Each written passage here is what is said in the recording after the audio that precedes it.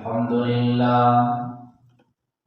لله نحمده ونستعينه ونستغفره ونؤمن به ونتوكل عليه ونعوذ بالله من شرور أنفسنا ومن سيئات أعمالنا من يهده الله فلا مضل له ومن يضلله فلا هادي له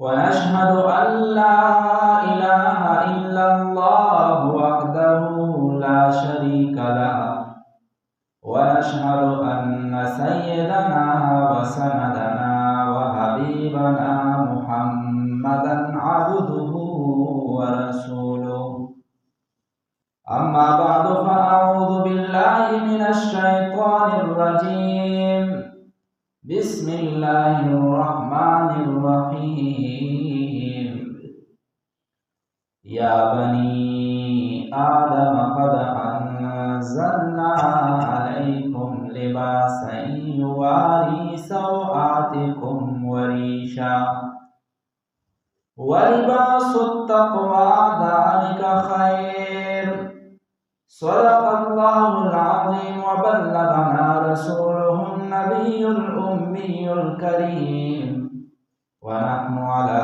ذلك لمن الشاهدين والشاكرين والحمد لله رب العالمين اللهم صل وسلم دائما أبدا على حبيبك خير الخلق كلهم هو الحبيب الذي ترجى شفاعته لكل هول من الأهوال مقتحمين بزرگان محترم اور معزز سامعین، اسلام اور نبی علیہ السلام کی زندگی اس میں مسلمانوں کے لیے کامل نمونہ ہے۔ اسلام اور دین شریعت زندگی کے ہر گوشے پر حاوی ہے۔ زندگی کا کوئی گوشہ اسلام سے باہر نہیں ہے، لہذا زندگی کے گوشوں اور حصوں میں سے ایک اہم حصہ وہ ہے لباس۔ آج کل معاشرے میں یہ سمجھا جاتا ہے کہ شاید یہ لباس ہر قوم کا یا ہر علاقے کا اپنا ایک کلچر کے تحت ہے، ہر قوم کی جو تہذیب ہو، ہر علاقے کا جو رواج ہو، تو لباس اسی سے متعلق ہوگا جیسے وہ قوم چاہے، وہ علاقے والے چاہے لباس کو اختیار کرے تو وہ آزاد ہونی چاہیے۔ یہ ایک پروپیگنڈے کے طور پر بھی ہمارے لبرل لوگ اس اعتراض کو اٹھاتے ہیں اور اس بات کو پیش کرتے ہیں، مشہور کرتے ہیں، اس کی تشہیر کرتے ہیں کہ بھائی لباس کے درمیان میں اسلام کو کیوں لاتے ہو؟ لباس تو انسان کا اپنا معاملہ ہے، ہر علاقے کا اپنا معاملہ ہے، ہر قوم کی اپنی تہذیب ہے، لباس کے معاملے میں تم اسلام کی بات کیوں کرتے ہو؟ اور بہت سارے لوگوں کو تو آپ نے یہ بھی کہتے سنا ہوگا، کہتے یہ مولویوں نے خواہ مخواہ لباس کے اندر اپنی طرف سے باتیں کر دی ہے، اپنی طرف سے قیدیں لگا دی ہے، اللہ اور رسول نے تو انسان کو اس معاملے میں آزاد چھوڑ رکھا ہے۔ تو اس پروپیگنڈے کا اور اس بات کا جواب یہ ہے کہ لباس کا معاملہ اتنا سادہ نہیں ہے کہ انسان جو چاہے جس طرح چاہے لباس اختیار کرے اپنے علاقے اور قوم کو دیکھتے ہوئے، نہیں، ایسی بات نہیں۔ شریعت نے، نبی علیہ السلام نے لباس کے متعلق انسان کو بنیادی اصول دیے ہیں۔ اگر لباس کے باب میں انسان آزاد ہوتا، کوئی قوم اور علاقہ اپنے تہذیب کے تحت آزاد ہوتا تو کبھی بھی نبی علیہ السلام اصول دے کر، شریعت لباس کے بارے میں قواعد اور ضوابط دے کر انسان کو پابند نہ کرتا۔ جیسے میں آگے لباس کے بارے میں شرعی اصول بیان کروں گا، اس سے آپ کو پتہ چل جائے گا کہ انسان لباس کے معاملے میں آزاد نہیں۔ لباس کا معاملہ اتنا سادہ نہیں ہے کہ بھائی ہم نے صرف دنیاوی اور اپنے قومی معاملہ سمجھ لیا۔ لباس کا گہرا اثر ہے اخلاق پر، انسان کی زندگی کے اطوار پر، کردار پر اور سوچ اور فکر پر۔ حضرت عمر رضی اللہ تعالیٰ عنہ ہے، ایک دفعہ ایک جبہ پہنا، بڑا عالیشان جبہ تھا، آئے خطبہ دیا جمعے کے دن۔ خطبے کے دن جمعہ دینے کے بعد گھر چلے گئے اور وہ کرتا اتار دیا۔ بعض میں آتا ہے کہ کرتے کی آستین آگے سے انہوں نے کاٹ دی ہے۔ وجہ پوچھی گئی، کہا کہ خطبے کے دوران اس لباس کی وجہ سے میرے دل میں تکبر آ رہا تھا۔ حضرت عمر رضی اللہ تعالیٰ جلیل القدر صحابی، شیخین، خلیفہ ثانی، نبی علیہ السلام نے فرمایا لو کان بعدی نبی لکان عمر، میرے بعد نبی ہوتا تو کون ہوتا؟ حضرت عمر ہوتے۔ کہا کہ شیطان جس عمر پر حضرت عمر کو دیکھے، جس راستے پر شیطان بھاگ جاتا ہے، وہ حضرت عمر فرما رہے کہ لباس کے اثر دل پر ہو رہا ہے، تکبر پیدا ہو رہا ہے۔ اتنا آسان معاملہ نہیں ہے لباس کا کہ ہم نے اپنے آپ کو آزاد سمجھ لیا۔ دوسرا پروپیگنڈا اور دوسری بات یہ کی جاتی ہے، جب ہم ایسے باتیں بیان کرتے ہیں نا لباس کے بارے میں، اقوال کے بارے میں، کردار کے، بھائی زندگی میں یہ باتیں نہیں ہونی چاہیے، غیبت نہیں، حسد نہیں ہونی چاہیے، لباس ایسی ہونی چاہیے، چھلنا ایسا ہونا چاہیے، نگاہ نیچی ہونی چاہیے، وغیرہ وغیرہ، تو کہتے ہیں کہ بھائی دل صاف ہونا چاہیے۔ اصل معاملہ دل کا ہے، باطن ٹھیک ہو لہذا نگاہ جہاں جائے جائے، باطن ٹھیک ہو لباس جیسا بھی ہو، انسان کا بدن ننگا ہو، ظاہری بدن یا ڈھانپا ہوا ہو، اس سے کوئی فرق نہیں پڑتا، باطن اچھا ہونا چاہیے، باطن اچھا ہونا چاہیے۔ ابھی تو یہ بات ہے کہ انسان کا باطن درست ہونا چاہیے، ظاہر جیسا ہو وہ ہو کر رہے، اس سے کوئی فرق نہیں پڑتا۔ شریعت کی نگاہ میں یہ بات بھی غلط ہے۔ وَذَرُوا ظَاهِرَ الْإِثْمِ وَبَاطِنَهُ، اللہ فرماتے کہ ظاہری گناہوں کو بھی چھوڑو اور باطنی گناہوں کو بھی چھوڑو، ظاہر اور باطن دونوں کو درست کر لو۔ اور پھر اگر بات کی جائے باطن، نبی علیہ السلام سے کس کا زیادہ پاک ہے؟ صحابہ کرام سے زیادہ باطن کس کا پاک ہے؟ جب یہ احکامات نبی علیہ السلام خود اس پر عمل کر رہے ہیں، صحابہ کرام سے اس پر عمل کرایا جا رہا ہے، باوجود ہی کہ ہمارے باطن ان سے زیادہ پاک نہیں ہے، تو پتہ چلا کہ بھائی صرف باطن پاک ہونے سے کام نہیں چلے گا جب تک کہ ظاہر بھی پاک نہیں ہوگا۔ اور پھر یہ ہو ہی نہیں سکتا کہ انسان کا ظاہر اچھا نہ ہو اور باطن اچھا ہو، ایسا دیکھو آپ نے دیکھا ہوگا کہ جو پھل اندر سے خراب ہوتا ہے، جو چیز اندر سے خراب ہو جاتی ہے، اس کا اثر پھر چھلکے پر، ظاہر پر پڑتا ہے۔ ایسا نہ ہو کہ چیز اندر سے اچھی ہو اور باہر سے خراب ہو جائے، ایسا نہیں ہوتا، پہلے اندر سے خرابی ہوتی ہے پھر باہر سے ہوتی ہے۔ تو پتہ چلا کہ جس آدمی کا ظاہر شریعت کے مطابق نہیں ہے، درست نہیں ہے، اس کا باطن بھی درست نہیں، وہی باطن کا اثر ہے جو ظاہر پر ہو رہا ہے۔ تو بہرحال شریعت جس طرح باطن کے درست کرنے پر زور دیتا ہے، اسی طرح ظاہر کے درست کرنے پر بھی کیا دیتا ہے؟ زور دیتا ہے۔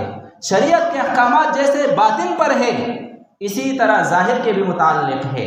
تو لہٰذا لباس جو انسان کا ایک ظاہر ہے، لباس جو انسان کا ایک حلیہ ہے، وہ بھی شریعت سے باہر نہیں ہے۔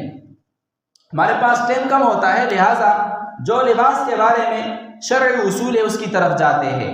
تو لہٰذا یہ لباس کا معاملہ یہ کسی قوم کا اپنا معاملہ نہیں ہے، یہ کسی تہذیب کا اپنا معاملہ نہیں ہے، بلکہ لباس ایک شرعی معاملہ ہے، ایک شرعی مسئلہ ہے۔ لہٰذا شرعی اصول کو لباس کے اندر بھی مد نظر رکھنا ضروری ہوگا۔ شریعت نے لباس کے بارے میں بڑی معتدل تعلیمات دی ہے، یعنی انسان کو کسی لباس کے اوپر پابند نہیں کیا کہ بس یہی ایک ہی نوعیت کا لباس ہے، یہ سارے انسان پہنے، ایسا نہیں کیا، کیونکہ اسلام دین فطرت ہے۔ کوئی علاقے ٹھنڈے ہوں گے، کوئی گرم ہوں گے، اور کسی قوم کا مزاج کیسے ہوگا، کسی قوم کا مزاج کیسے ہوگا۔ پھر دین اسلام قیامت تک کے لیے دین ہے۔ اس وجہ سے نبی علیہ الصلوۃ والسلام نے لباس کے متعلق چند اصول دیے ہیں، صرف ان اصول کو مد نظر رکھا جائے، وہ اصول کسی بھی لباس میں پائی جائے تو وہ لباس پہننا درست ہوگا۔ اگر وہ اصول اس میں نہیں ہے، شریعت کے اس اصول پر کوئی لباس نہیں اترتا، لہذا پھر وہ لباس پہننا درست نہیں ہوگا۔ لباس کے بارے میں پہلا اصول جو شریعت نے دیا ہے، جو آیت میں نے خطبے میں پڑھی، اس میں اللہ تعالیٰ ارشاد فرماتے ہیں یا بنی آدم قد انزلنا علیکم لباسا یواری سوآتکم وریشا، اے بنی آدم ہم نے تمہارے لیے لباس کو اتارا ہے۔ اللہ تعالیٰ ارشاد فرماتے ہیں یواری سوآتکم، وہ لباس تمہارا سوآت، سوآتن کی جمع ہے۔ سوآت ایسی چیز کو کہا جاتا ہے جس کے تذکرہ کرنے سے یا جس کو ظاہر کرنے سے انسان شرماتا ہے۔ اس کا ترجمہ ہم کرتے ہیں شرم کا یا ستر، کہ ہم نے لباس اتارا ہے جو تمہارے ستر کو چھپاتا ہے۔ تو اللہ تعالیٰ نے بنیادی مقصد جو لباس کا بیان فرمایا ہے، پہلا وہ کیا ہے؟ ستر چھپانا، کہ لباس ایسا ہونا چاہیے کہ اس میں ستر کیا ہو؟ چھپا ہوا ہو، ستر نظر نہیں آنے چاہیے۔ ابھی مرد کا ستر کہاں سے کہاں تک ہے؟ ناف سے لے کر گھٹنے کے نیچے تک، یعنی پورا گھٹنا، یہ کیا ہے؟ ستر میں داخل ہے۔ اور یہ جو ستر ہے، یہ جس طرح مرد عورت کے سامنے نہیں کھول سکتا، اسی طرح مرد کے سامنے بھی نہیں کھول سکتا۔ اسی طرح اور کوئی مرد دوسرے مرد کے صدر کو دیکھ بھی نہیں سکتا۔ اس سے پتہ چلا کہ ہمارے نوجوان جو فٹ بال وغیرہ کھیلتے ہیں یا جو دیگر ویسے گرمیوں میں وہ پہنتے ہیں جس میں گھٹنے نظر آ رہے ہوتے ہیں، وہ حرام کام کا ارتکاب کر رہے ہیں۔ ستر جس کا چھپانا فرض ہے، جس کو کھولنا حرام ہے، جب وہ نظر آ رہے تو وہ کس کے ارتکاب کر رہے؟ حرام کا۔ اور جو لوگ اس کو، یہ تو خود حرام کا ارتکاب کر رہا ہے، جو لوگ اس آدمی کو دیکھ رہے ہیں، مثال کے طور پر ہمارے لوگ فٹ بال کے میچ دیکھتے ہیں، اکثر جو کھلاڑی ہوتے ہیں انہوں نے جو لباس پہنا ہوتا ہے اس میں گھٹنے ان کو نظر آتے ہیں، تو ان کو دیکھنا بھی کیا ہے؟ جائز نہیں ہے۔ تو لہٰذا جس لباس میں ستر نہ چھپ جائے وہ لباس پہننا جائز نہیں ہے۔ مرد کا میں نے کہا کہ ستر کہاں سے؟ ناف سے لے کر گھٹنے کے نیچے تک۔ جس طرح یہ کسی عورت کے سامنے نہیں کھول سکتا، اسی طرح مرد کے سامنے بھی نہیں کھول سکتا۔ لہٰذا جتنے بھی اس طرح کے فیشن ہو یا لباس ہو جس میں ناف سے لے کر گھٹنے تک کا کوئی بھی حصہ نظر آئے، وہ پہننا جائز نہیں۔ اور عورت کا سارا جسم ستر ہے، سوائے چہرے کے اور گٹوں سے نیچے ہاتھوں کے، اور سارا جسم عورت کا کیا ہے؟ ستر ہے۔ اور چہرے کا ستر نہ ہونے کا مطلب یہ ہے کہ نماز وغیرہ میں گھر کے اندر اس کو کھولے یا ضرورت کی بنا پر اگر عورت بار چہرہ کھول لے تو اس میں وہ گناہگار نہیں ہوگی۔ لیکن اس کا مطلب نہیں ہے کہ عورت بس زیب و زینت کر کے اور بعض غیر محرم کے سامنے چہرہ کھول کر پھرتی رہے، نہیں۔ غیر محرم کے سامنے پھر بھی چہرہ کھولنا، اپنے زیب و زینت کو ظاہر کرنا، یہ فتنے کے خوف کی وجہ سے تب بھی جائز نہیں ہے۔ ہاں جہاں پر ضرورت ہوگی عورت کے لیے کھولنا جائز ہوگا۔ تو بہرحال عورت کا پورا بدن وہ کیا ہے؟ ستر ہے۔ ابھی جس لباس میں ستر نہ چھپتا ہو تو وہ لباس پہننا شریعت کے نگاہ میں درست نہیں ہے، حرام ہے۔ اس سے لباس کا بنیادی مقصد جس لباس میں نہیں ہے، گویا کہ وہ لباس ہی نہیں ہے۔ لہٰذا ستر کو ظاہر کرنے کے اور ستر نہ چھپانے کی 3 صورتیں ہیں۔ نمبر 1، لباس اتنا چھوٹا ہو کہ انسان کے اعضاء ستر اس میں نہ چھپے۔ جس طرح کا میں نے کہا کہ مرد یہاں تک کہ وہ جنگی شنگی پہنے جس میں گھٹنے ظاہر ہو، یا عورت کا لباس اتنا ہے کہ بھائی بازو وہ گٹوں سے اوپر ہے، یا نیچے سے اس کے پاؤں نظر آ رہے ہیں، یا اس کے بال اس میں نظر آ رہے ہیں، دوپٹہ جو ہے چھوٹا ہے، یا اس کا گلا وغیرہ نظر آ رہا ہے، تو یہ سارا لباس کیا ہے؟ یہ بے ستری ہے۔ اس میں گویا کہ عورت کا ستر ظاہر ہو رہا ہے۔ یہ لباس پہننا حرام ہوگا جو اتنا چھوٹا ہو کہ وہ انسان کے بدن کو یعنی ستر کے مقامات کو نہ چھپائے۔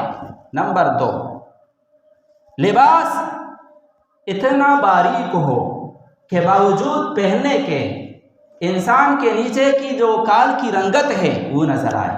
جیسے کہ عورتیں دوپٹے اتنی باریک پہن لیتی ہے کہ نیچے بالوں کی رنگت یا چمڑے کی رنگت باہر نظر آتی ہے، یا لباس اتنا باریک ہوتا ہے کہ نیچے جسم کی رنگت نظر آتی ہے، تو یہ لباس بھی لباس نہیں ہے۔ شریعت کے نگاہ میں یہ لباس یہ ستر کو نہیں چھپا رہا، ایسا لباس پہننا بھی کیا ہے؟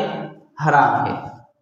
نمبر 3، لباس اتنا چست ہو کہ باوجود پہننے کے اعضائے سطر کی بناوٹ اس سے نظر آئے، اعضائے سطر کی بناوٹ اس سے نظر آئے، تو یہ لباس بھی گویا کہ سطر کو نہیں چھپا رہا، یہ لباس پہننا بھی ناجائز ہے۔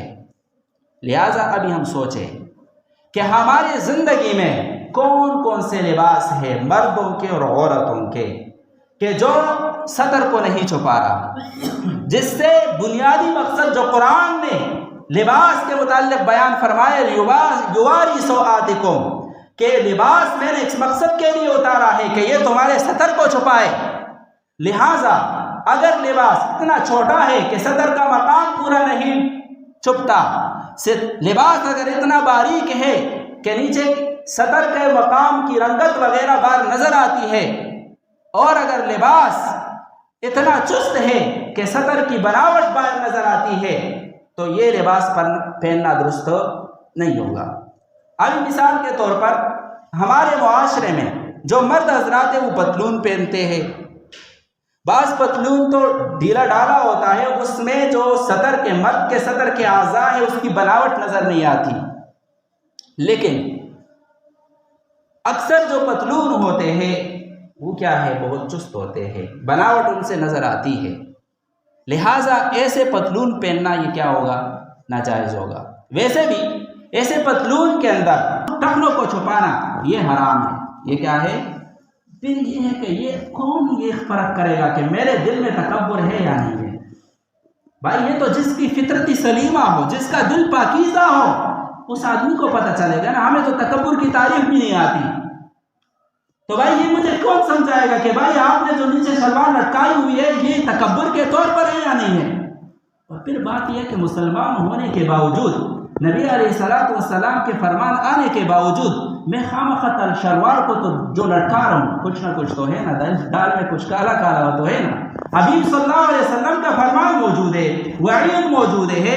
کفار کے کہنے پر ہم نے گھٹنوں کو ظاہر کر دیا، ہم نے جو ہے سطر کو کھلا کر دیا۔ کفار کے دیکھا دیکھی فیشن کے طور پر ہم نے سطر کو کھول دیا۔ نبی علیہ السلام محبوب صلی اللہ علیہ وسلم کے فرمان آ چکنے کے بعد میں ٹخنوں کو کیوں چھپاتا ہوں؟ کچھ نہ کچھ تو ہے نا۔ لہٰذا یہ تکبر ہی ہے۔ اگر تکبر نہ ہو تو میرے محققین علماء کا قول ویسے بھی پیش کر دیا کہ وہ فرماتے چاہے دل میں تکبر ہو یا نہ ہو پھر بھی ٹخنے چھپانا کیا ہے؟ حرام ہے۔ بھائی یہ سنجیدہ بات ہے، سنجیدہ بات ہے۔ اس کو جو ہے آپ دل و دماغ میں بٹھائیں، اس کے بارے میں غور و فکر کریں کہ بھائی میں ایک ٹخنوں کو چھپا کر کتنا بڑا گناہ کر رہا ہوں۔ ایک ٹخنوں کو چھپا کر میں ایسا کر رہا ہوں جیسے کہ میں سود کھا رہا ہوں، جیسے خنزیر کا گوشت کھا رہا ہوں، جیسے کہ میں غیبت کر رہا ہوں۔ میں اس وجہ سے اس کو یہ تشبیہات دے رہا ہوں کیونکہ اس گناہ کو ہم نے حد کا سمجھ لیا، جبکہ بخاری اور مسلم کی روایت ہے نبی علیہ السلام فرماتے چھپاؤ گے تو جہنم میں جلو گے۔ نماز مکروہ تعلیمی ہو جاتی ہے، انسان فاسق بن جاتا ہے۔ تو لہٰذا لباس کا پہلا مقصد کیا ہے؟ کہ وہ بدن کو چھپائے، سطر کو چھپائے۔ پہلا مقصد یہ ہے جو لباس سطر کو نہیں چھپائے گا وہ لباس نہیں، اس کا پہننا شریعت میں جائز نہیں۔ اسی طرح ہم اپنے عورتوں کا بھی جائزہ لیں۔ ہم صحیح پکے نمازی ہوتے ہیں لیکن اکثر ہماری عورتوں کا لباس وہ لباس نہیں ہوتا۔ یا تو وہ لباس اتنا چھوٹا ہوتا ہے کہ بھائی کچھ نہ کچھ آزاد نظر آ رہے ہوتے سطر کے، یا اتنا باریک لباس ہوتا ہے کہ آج کل بال چھپانا تو اس کو کوئی بال کھولنے کو کوئی عیب نہیں جانتے، اور بال کھول کر عورتیں باہر پھر رہی ہوتی ہے، یہ دل میں نہیں آتا کہ ہم نے سطر کھولا ہوا ہے، گناہ اور حرام کے ارتکاب ہم کر رہے ہیں۔ اور پھر جب تقریبات ہوتی ہے وہاں آ کر دیکھنے کا منظر ہوتا ہے کہ بھائی وہ تو نیک بنا ہوا ہوگا لیکن اس کی عورت اس کے ساتھ جا رہی ہوگی، آپ اس کے لباس کو دیکھو۔ تو جو نبی علیہ السلام نے کہا تھا نا کہ رب کاسیات عاریات، کہ آخری زمانہ آئے گا فتنوں کا کہ جہاں عورتیں باوجود لباس پہننے کے ننگی ہوگی، مائلات و ممیلات، تاکہ وہ خود بھی عورت مردوں کو اپنی طرف مائل کر رہی ہوگی اور خود بھی مردوں کی طرف مائل ہو رہی ہوگی۔ بھائی جو عورت گھر کے اندر شوہر کے سامنے میلی کچیلی رہتی ہے اور جب تقریب پر جاتی ہے صبح ایک لباس اور شام کو دوسرا لباس، جب گھر سے باہر نکلتی ہے تو اتنے کریم اور میک اپ اور یہ چیزیں کہ دوسری گلی میں اس کو خوشبو جاتی ہے، جبکہ نبی علیہ السلام نے فرمایا کہ اتنی خوشبو بھی لگائے کہ پاس سے گزرنے والے برف کو اس کی خوشبو آئی تو فیا قضا و قضا، کہ یہ ایسے ایسے نظامیہ ہیں۔ ہم کہیں کہ نہیں، دل صاف ہے۔ نبی علیہ السلام فرمایا کہ بھائی خوشبو لگائے باہر جائے مرد کو خوشبو آئے تو کیا ہے؟ قضا و قضا، یعنی زانیہ ہے۔ اور ہم کہیں نہیں، دل صاف ہے، کچھ نہیں ہے۔ تو بہرحال ایسی حالت میں عورت کو گھر سے باہر نکالنا یہ تو ہے ہی ناجائز۔ بھائی اس بارے میں بھی سنجیدگی سے سوچنے کا ہے۔ ہمارے بزرگ حضرات جو تھوڑے پہلے گزرے ہیں ان کی ہر تقریر میں یہ بات ہوتی تھی کہ بھائی اپنی عورتوں کی حالت کے بارے میں سوچو، اپنی عورتوں کی حالت کے بارے میں سوچو۔ بہرحال عورتوں کو ایسا لباس پہنانا کہ بہت باریک ہو یا چست ہو، یا یہ ہے کہ وہ چھوٹا لباس ہو، اس میں اعضاء سطر، یعنی میں نے کہا پورا بدن، یہ بال عورت کے کیا ہے؟ سطر ہے۔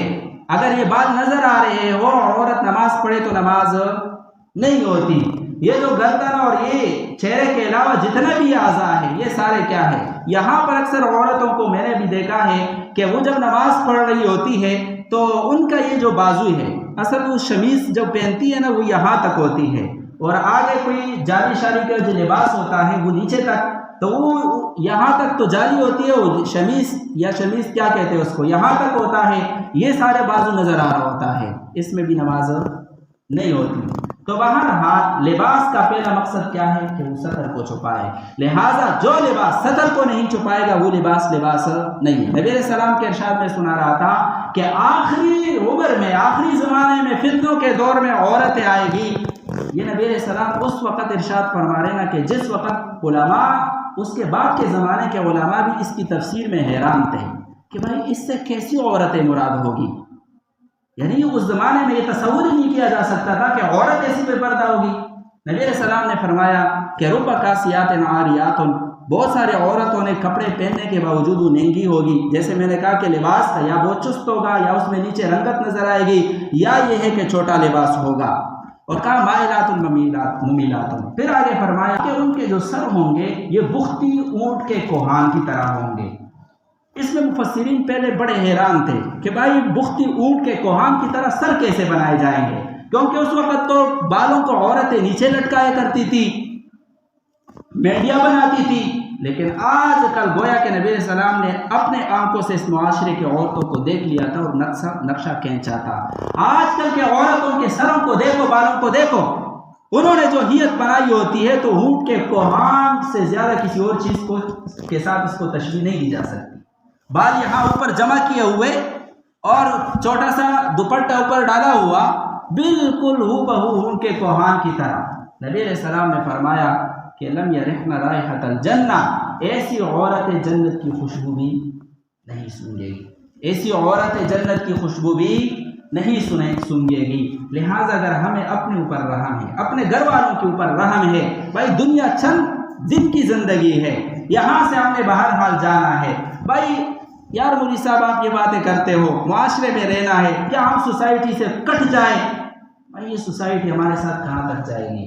قبر تک ہمیں لے جائے گی نا، وہاں سے آگے کسی نے بھی ہمارے ساتھ نہیں جانا۔ پھر لامحدود زندگی ہے، غیر متناہی زندگی ہم نے گزارنی اکیلے، اپنے اعمال کا ہم نے وہاں اللہ کے سامنے جواب دینا ہے، کوئی بھی نہیں آئے گا۔ یوم یفر المرء من اخیہ، وہاں بھائی بھی آپ سے بھاگ رہا ہوگا، اپنی بیوی سے انسان بھاگ رہا ہوگا، اپنے بیٹوں سے بھاگ رہا ہوگا، اپنے رشتہ داروں سے بھاگ رہا ہوگا کہ کہیں مجھ سے ایک نیکی ہی طلب نہ کرے۔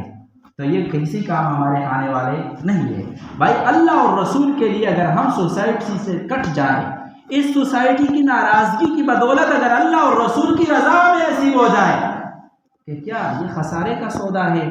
حضرت عثمان رضی اللہ تعالیٰ عنہ جا رہے مکہ المکرمہ، نبی علیہ السلام سورہ حدیبیہ میں ان کو آگے بھیجا کہ جائے کفار قریش سے، سرداران قریش سے آپ بات کریں، آپ معزز آدمیوں۔ حضرت عثمان کو بھیجا، راستے میں جا رہے حضرت عثمان کے ساتھ چچا زاد بھائی تھے، ان سے کہا عثمان بات یہ ہے کہ رؤسائے قریش جو ہے، قریش کے سرداران، وہ اپنے ٹخنے چھپاتے ہیں، اور جس آدمی کے ٹخنے نظر آ رہے ہوتے ہیں نا اس کو وہ مایوب سمجھتے ہیں، آپ ان سے بات کرنے جا رہے ہو، آپ اپنے ٹخنوں کو چھپاؤ۔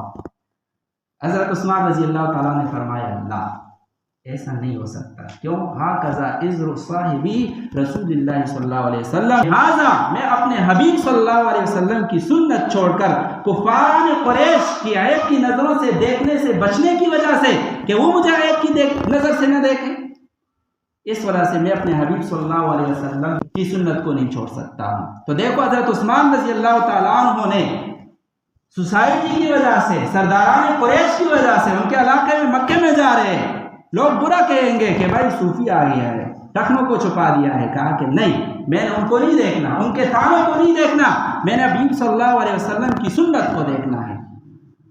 نبی علیہ السلام نے فرمایا تم اللہ تعالیٰ کا ذکر اتنا کرو کہ تمہیں مجنون کہا جانے لگے، یعنی اللہ تعالیٰ اور رسول کی پیروی ایسی کرو کہ لوگ کہیں یار یہ پاگل ہے، یہ تو دقیانوس ہے، یہ تو زمانے سے کٹا ہوا ہے، یہ تو کس دور کی باتیں کر رہا ہے، یہ تو پاگل ہو چکا ہے۔